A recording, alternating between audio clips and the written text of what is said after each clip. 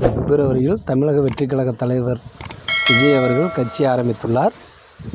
அதை முதல் மாநாடாக திருச்சியில் சிறுகனூரில் முதல் மாநாடாக விஜய் நடத்துவது என்று அறிவித்திருக்கிறார். அதை செப்டம்பர் மாதம் 20ஆம் தேதிக்கு மேல் நடத்துவோம் என்று அதிகாரப்பூர்வ அறிவிப்புகளை வெளியிட்டிருக்கார். இதற்கு அன்றே கொடியும் அறிமுகம் செய்ய உள்ளார்.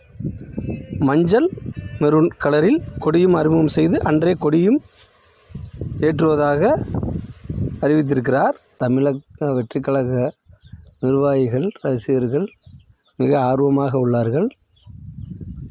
முதல் மாநாடு என்பதனால் பெரிய கூட்டங்கள் கூடும் என்று நாம் நினைக்கிறோம்.